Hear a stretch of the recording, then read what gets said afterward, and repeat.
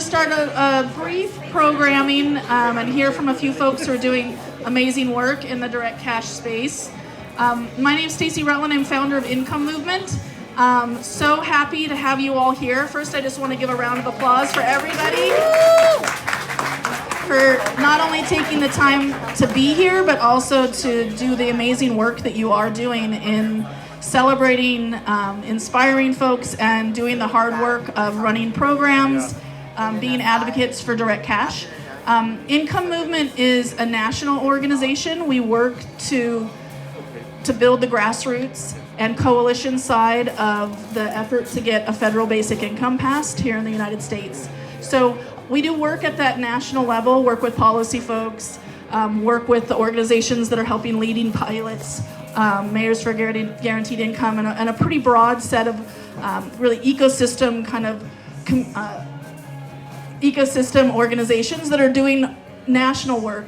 But we also see, and you guys probably see because you know you're part of it, but also we have this wonderful wall up here that highlights all of the Oregon direct cash programs. We know that at a hyper-local level as well as like a state level, there's amazing work happening here in Oregon and everywhere across the country. And it's really important that we take time to come together, to name the work, to celebrate the work, and then also to just have an opportunity to be in community together, learn more from each other, and start to carve out what the path looks like together as we do this work, which ultimately our primary goal is to get to state and federal policy where all these programs that we're all highlighting here tonight, we can actually have these set up for everybody in our society so that everybody who needs that additional support, everybody who we know is really struggling under our current economic system is taken care of, because we all believe that that's what our social contract is about making sure that everybody is taken care of. Basic needs being covered is the covering of like basic human rights, and we want to make sure that we continue to do that work together. So thank you for being here.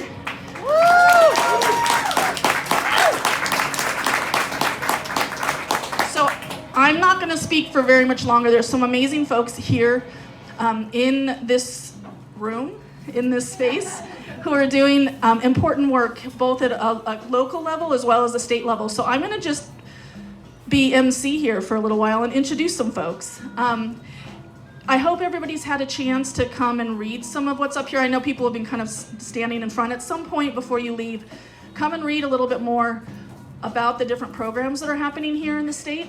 There's some national programs like the Expanded Child Tax Credit that went out to millions and millions of families. That's essentially a guaranteed income for families, as well as stimulus checks. But the rest of what's on here is actually Oregon specific. And so as I look at what's here, over the course of the last 2 years, and some in response to the pandemic directly, and also just an extension of existing programs, we have over, when I add it up, over $140 million worth of cash that has been distributed to people here in Oregon in the last 2 years, which is amazing. And I am sure that for many of you, you had no idea that was happening, because this work is done at a grassroots level, at a community level, at a deep organizational level with the folks who are providing services, providing help, working in the field with our community members every single day. And this has become part of what they've integrated into their programs. This is the work that they do every day. And so it doesn't get the attention that a lot of the time programs that are led by elected officials or somebody from the tech industry coming out with an idea or whatever it might be. But it's the hard work that everybody does every single day to get $120 million out to thousands and thousands of people to make sure that they can cover rent, food, healthcare, those core things during this pandemic that everybody's needed. So come and take a look at it, because there's so much to be inspired by. We're going to hear from a couple folks who have been helping do the work that's up on the wall here. So I'm going to start with Cameron Whitten, who's right here. Cameron Whitten is founder of Brown Hope and has been leading the Black Resilience Fund. There's details up here, but he's going to just chat for a little bit about the direct cash work he's doing and what's fueling that. Thank you, Cameron.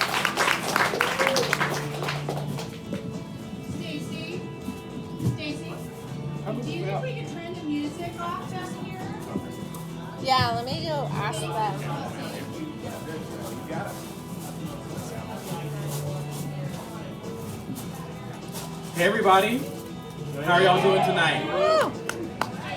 My name is Cameron Witten. I'm a Portlander, I'm a human being, and I am the founder and CEO for Brown Hope, which is a racial justice organization based here in Portland, Oregon. And our focus is on healing. And we know this is healing that we all must do as a community because each and every one of us has been impacted by the traumas of racism. And so Brown Hope is really unique because we came onto the scene 4 years ago and we really saw that there was a gap. Because when we talk about healing, we're talking about a holistic process. We are talking about making sure that our material needs are met. But in addition to the material needs, our emotional, mental, and spiritual needs also being met and validated just as important as the material. And so, since day one, Brown Hope and the Black Resilience Fund have really done a marriage of capital.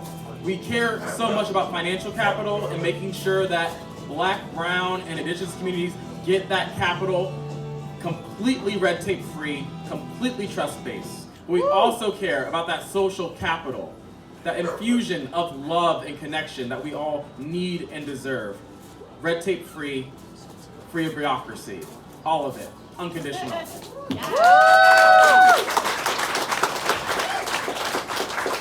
And we've been pretty busy these last 2 years, during a time when all of us were scrambling for some sense of normalcy. We stepped into action, and it seemed that finally Portland was yearning for the healing that we've been talking about for years. And so in June of 2020, after the murder of George Floyd, over 10,000 community members rallied together to the Black Resilience Fund, and we raised $1 million within 30 days to provide direct cash assistance to over 3,000 Black Portlanders. And we kept that work going to this day, where we've raised over $2.6 million, putting that money directly into the pockets of Black Portlanders. Which is great work, but it leaves us with the big question of what do we do now? COVID, hopefully, is gone for good. And now our communities are really trying to pick back the pieces. These emergency grants were really helpful in a pinch. But what is our vision of lasting resilience? Well, the answer for us was easy. It was basic income. And so I guess y'all get to know a little month early, but next month we will be making a special announcement about Black Resilience Fund's transformation. We'll be turning into a village building program with an income guarantee, and it's our goal to make this a 3-year long program, because we do know that resilience takes a long-term investment. And so we really hope that this work, yes, please.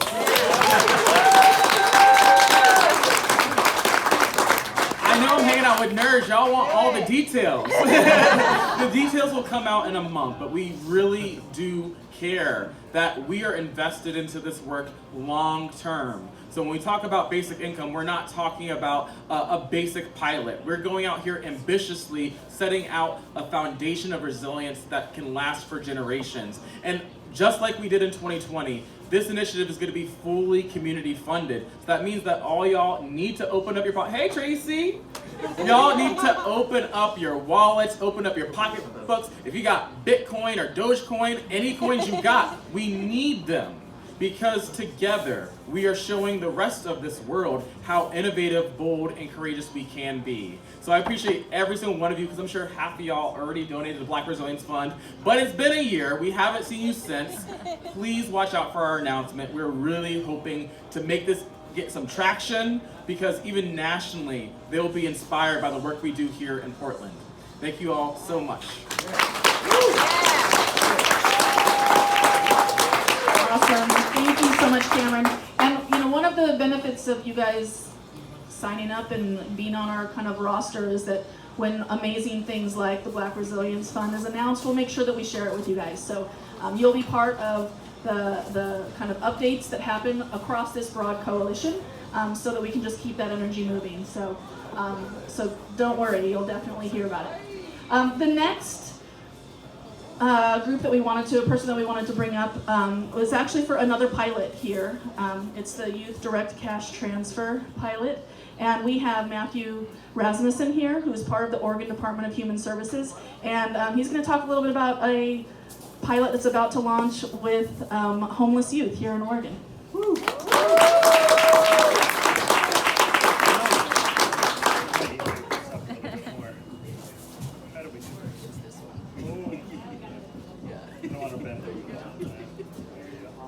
People hear me? Yeah. Great, thank you. Hi, my name is Matt Rasmussen. I am a state employee. Don't run away.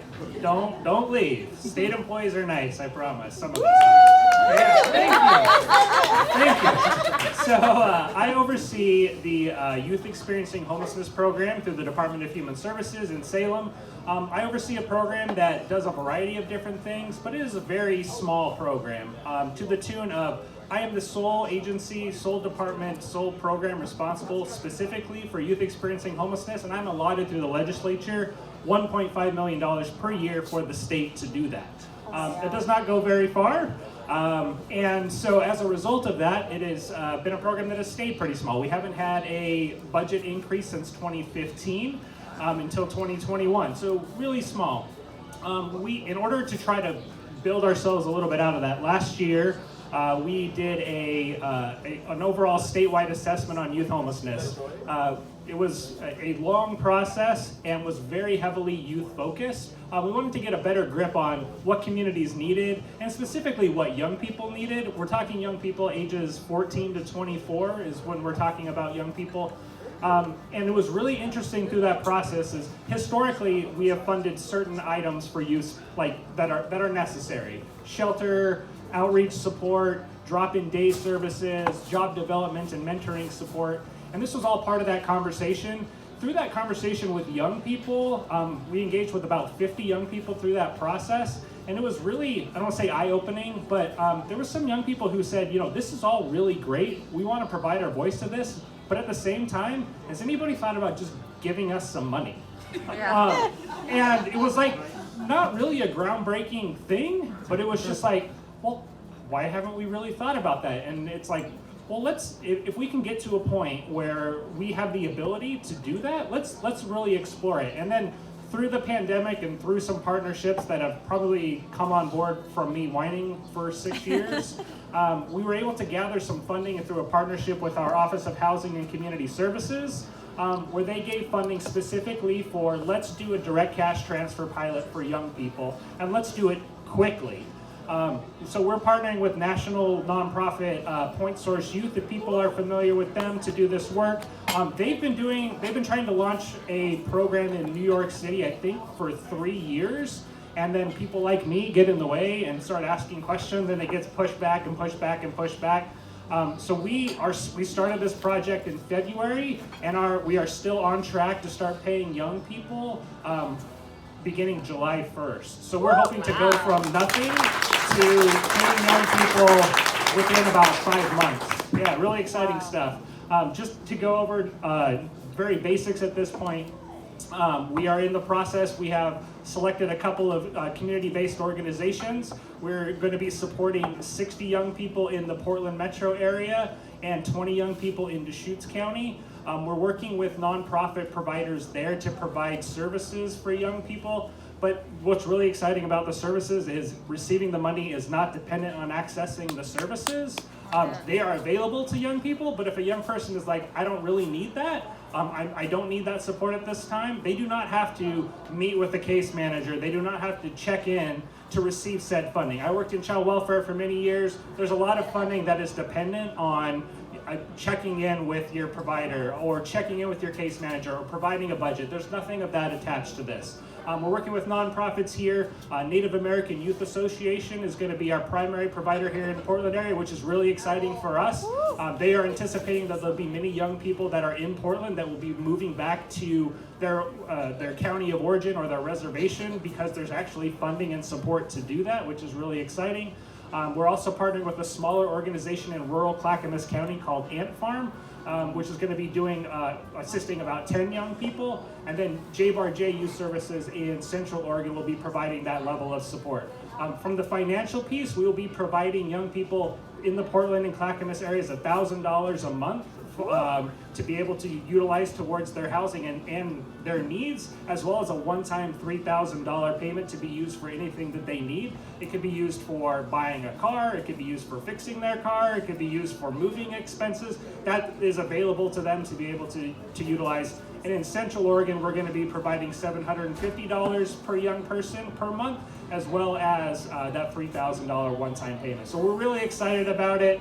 We're hoping that it continues to be something. We're hoping that it provides young people with self-reliance and resilience and the ability to make a decision in their lives that is for them and not for anybody else around them. And so we want to take a step back, provide this level of cash and level of support, but allow young people to kind of be who they need to be and who they want to be in a situation that they want to be. So it's a lot of work, it's a lot of stuff happening really quickly, but we're really excited about it, and we'll hopefully be expanding that even beyond that after this next year. So thank you.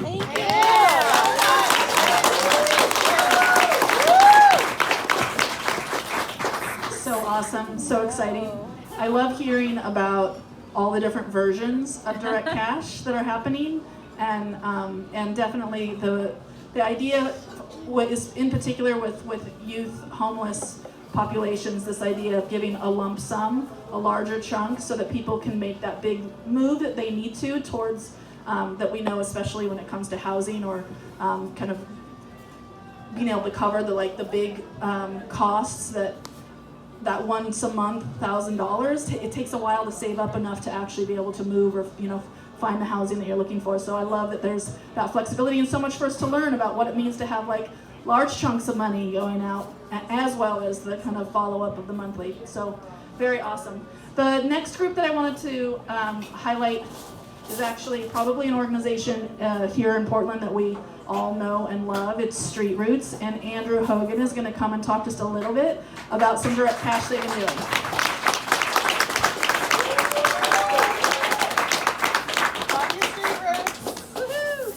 Thank you, love to hear that. Thanks, Jen. I'm also joined by Jennifer Bradford, one of our Street Roots vendors turned staff members. So she's here tonight as well too for folks to be able to chat with. So I'll just maybe start out by saying Street Roots, I'll reiterate our mission real quick. So Street Roots, we create income opportunities for folks experiencing homelessness and poverty by producing a newspaper that is a catalyst for change.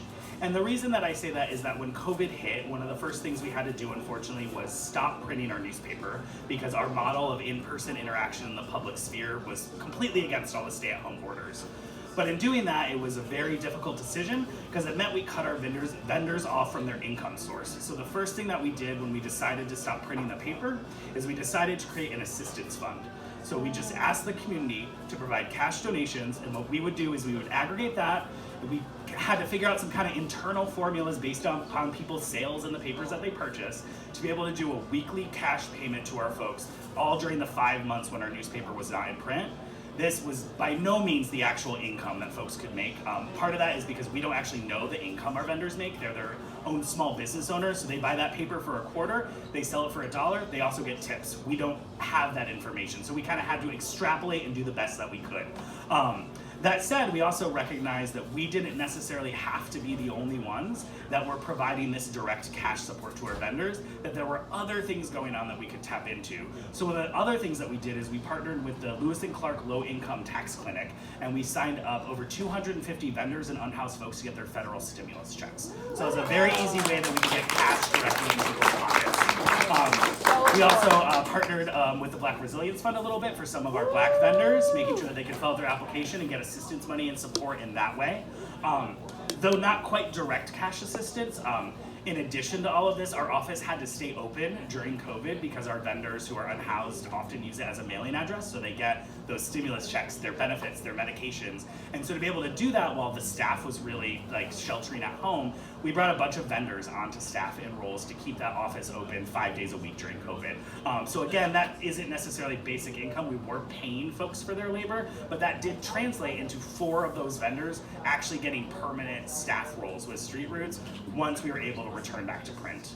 The other thing that I would say that we've done kind of in this time that is tied to COVID, but we did see that basically as soon as our vendors can't sell the paper, our community will step up and support them. And so when the smoke choked us out in 2020 and we got snowed in 2021 and we had the heat dome in 2021, we paused actually like selling the paper to our vendors, and each of those times we were able to raise around $35,000 that we then just passed out directly in cash relief to our vendors over the next couple of weeks.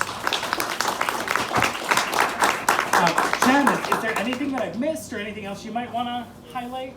No, I think you hit it.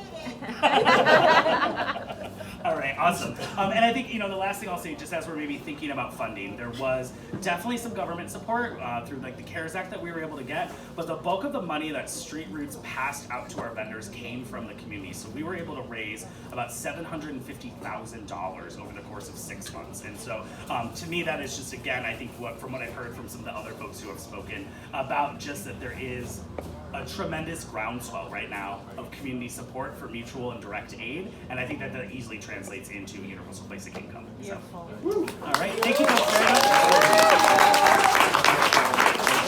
Thank you, Andrew. And one thing this is the second event that we've had to help build coalitions around this idea of direct cash and basic income.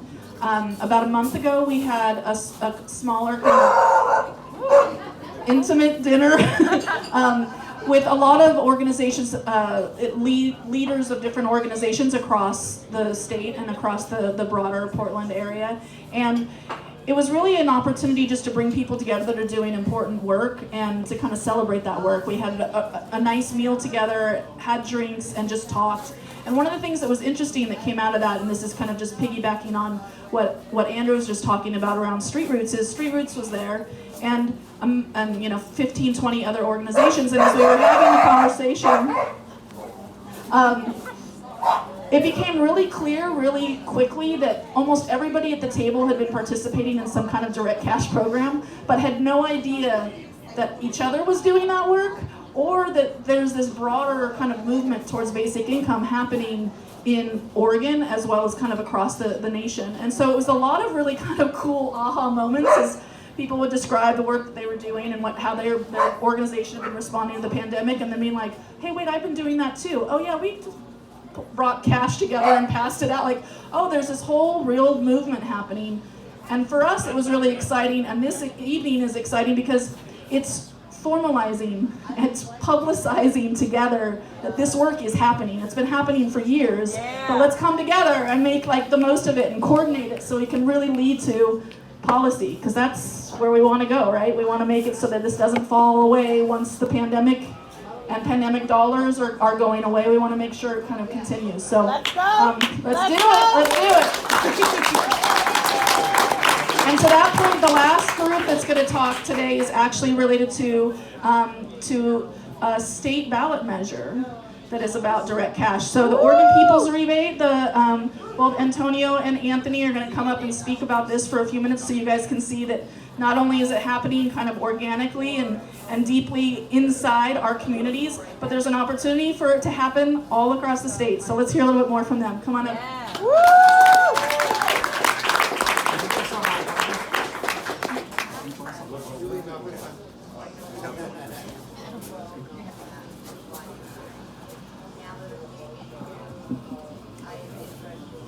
Hello everybody, my name is Antonio Fisbert, and I am deeply terrified right now.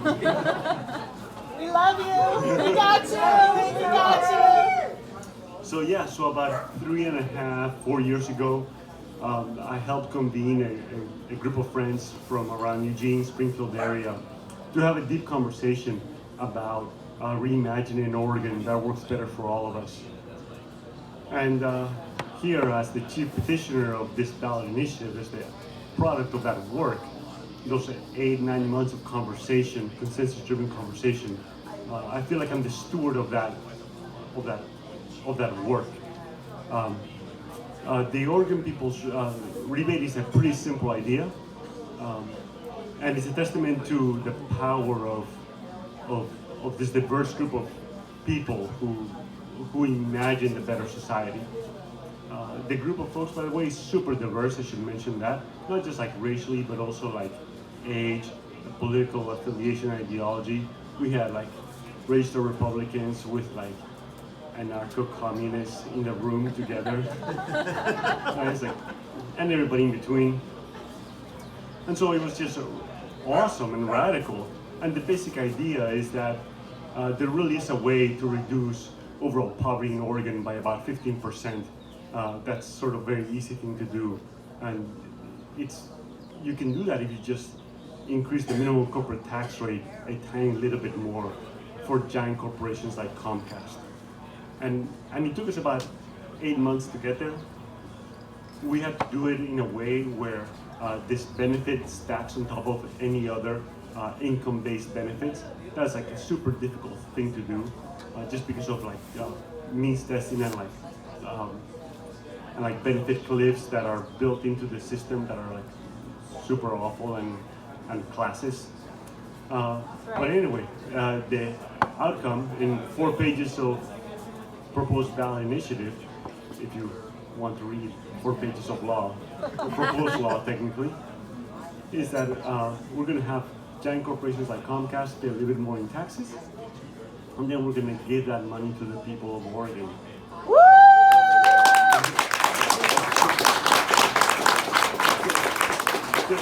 Thank you. It's sort of that simple, and it's also not that simple.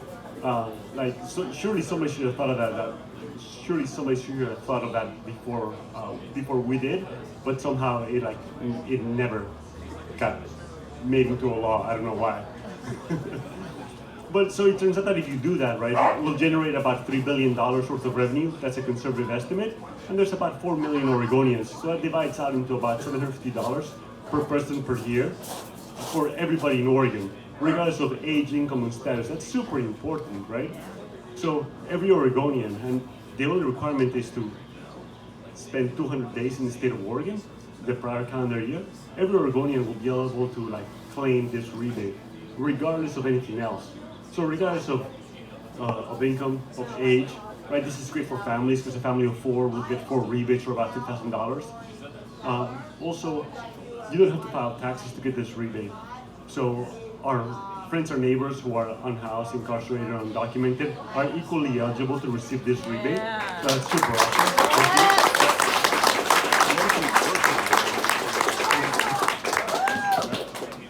And so what happens is something that we all know, that if people have a little bit more money, they are less poor, right? It is really that simple. I mean, it's not that hard. And so the statistics of it are kind of amazing, right? So if you just give everybody in Oregon about $750, you reduce overall poverty in Oregon by about 15%. You reduce child poverty by about 26%. You reduce poverty among the Hispanic and Latinx community by about 28%, right? That is sort of giant reduction in poverty every year. That's fully funded. That is just going to happen. So we think that's amazing. It's amazing. So I'd be remiss to say this is a ballot initiative like any other ballot initiative here, and there are other good people doing ballot initiatives currently. You need 2 things. We need signatures, and we need money to get more signatures, and that's just it, right? It's just, in a way, it's sort of really obvious how to do this, right? We just mobilize our community to sign on a piece of paper to get this on the ballot. Anna, our artistic director, has a clipboard back there for anybody. And yeah, just signatures on a piece of paper of registered Oregon voters, and we'll get on the ballot for November 2022, and then we'll all vote yes, and then we'll make a better Oregon. So, thank you. That's the Oregon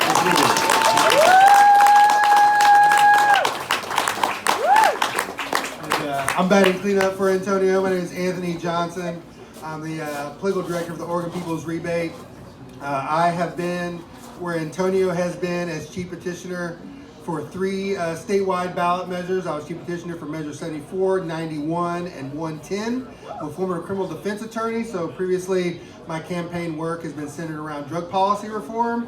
Those issues were near and dear to my heart, seeing my clients sentenced to prison for nonviolent drug offenses, family and friends arrested, sentenced to prison for nonviolent drug offenses, the decimation to black and brown communities, poor people in general because of the drug war. And so this opportunity to uplift everyday Oregonians by bringing some economic justice to our system has been a great honor. Antonio has started off in coffee shops with 12 people pitching this idea, and I've seen this movement grow. Very similar to drug policy measures, has grown step by step. Recently, he secured a $250,000 matching grant to get signatures on the ballot. So Antonio's been working grassroots, building this with plenty of time and no money. Now he's got some money, but we're running out of time. So we need you to help us get these signatures by July 8th. You know, I've been through this several times. There's other ballot measures out there working hard too. It's possible to do it, but we need you to spread the word. And little by little, by getting more funding, getting more signatures, put this measure on the ballot, we can see that this movement can catch fire in places like drug policy, cannabis legalization, marriage equality, environmental regulations. Oftentimes that starts in Oregon. We passed it in Oregon, we passed it in Washington, California, Colorado. All of a sudden, we're shaking the halls of Congress. So please, thank you so much for everybody. Let's keep up the good work.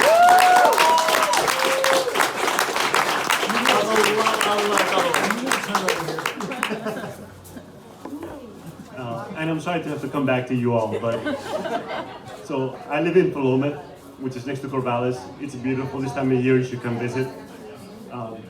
And so for the hour-and-a-half drive, I just kept on telling myself, Antonio, start with an acknowledgement of gratitude. And as soon as I got up here, I started with an acknowledgement of terror.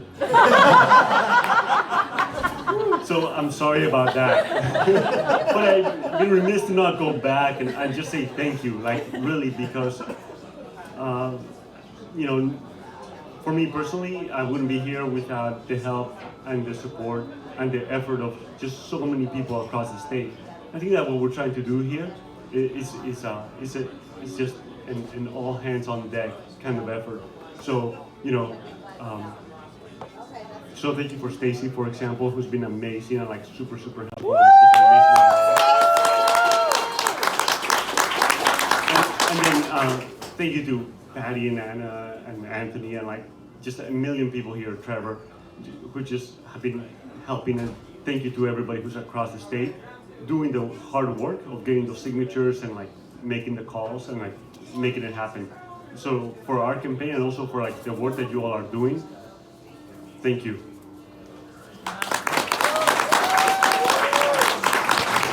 Thank you so much.